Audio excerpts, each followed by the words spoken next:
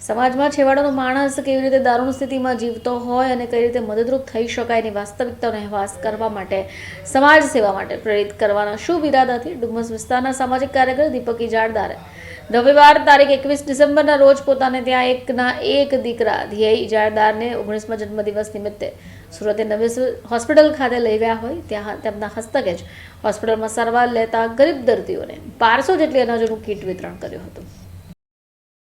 સમાજના છેવાડે માણસ કેવી દારૂણ સ્થિતિમાં જીવે તેને કોઈ મદદરૂપ થઈ શકાય તેની વાસ્તવિકનો અહેસાસ કરાવવા સમાજ સેવા માટે પ્રેરિત કરવાના શુભ ઇરાદાથી ડુમસ વિસ્તારના સામાજિક કાર્યકર ઇજારદાર રવિવાર 21 ડિસેમ્બરની રોજ પોતાના એકના એક દીકરા ધ્યેય ઇજારદારને 19મા જન્મદિવસ નિમિત્તે નવી સિવિલ હોસ્પિટલ ખાતે તેડી ગયા।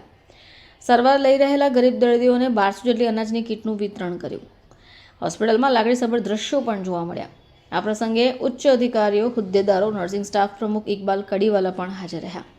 તાજેતરમાં દીપક ઇજારદારે પિતા અને સ્વતંત્ર સેનાની ધીરુભાઈ ઇજારદારની પુણ્યતિથિ નિમિત્તે દર્દીઓને રોજની રોજ સેવામાં ઉપયોગી બને એ માટે આશરે 4.5 લાખની કિંમતના અત્યાધુનિક મેડિકલ ઇક્વિપમેન્ટ સુરત નવી સિવિલ હોસ્પિટલમાં દાનમાં આપ્યા હતા।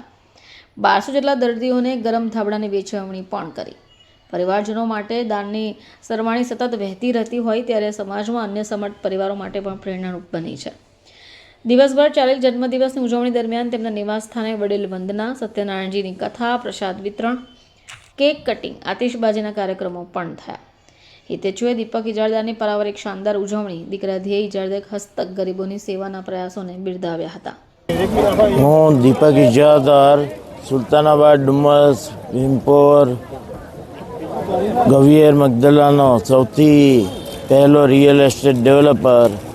આજે મારા પુત્રની 19મી વર્ષગાંઠ છે। ધ્યેય દીપક ઇજારદારની બાજુમાં બેઠેલા છે, એમની 19મી વર્ષગાંઠ છે। કોઈ અનોખી રીતે ઉજવવાનો મેં પ્લાન કર્યો અને ભલે 15 લાખ જાય પણ આ વખતે નક્કી કર્યું કે પૈસા એમ ઉડાવવા નથી અને તેની જગ્યાએ સિવિલના 1200 પેશન્ટ એ લોકોને દરેક પેશન્ટોને 1000 રૂપિયાવાળી કીટ, એની સાથે સરસ મજાનો મોટો બાથ ટોવેલ અને એની સાથે એક સાડી આપવાનું નક્કી કર્યું અને તેનું વિતરણ કરવા અમે આજે અહીંયા આવ્યા છે।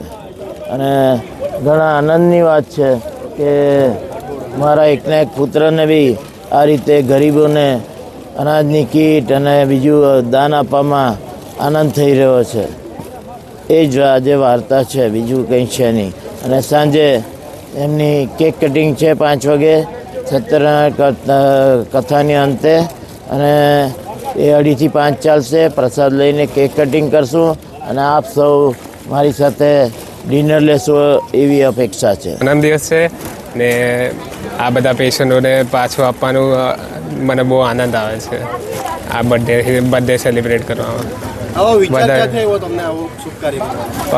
પપ્પાએ જ સજેસ્ટ કર્યું ને મને તો કંઈ ઉપકાર નહીં હતો આવું કરવામાં અને મને બી ખુશી થઈ આવું બધું આપવામાં। બસ વધારે કંઈ નહીં બીજું।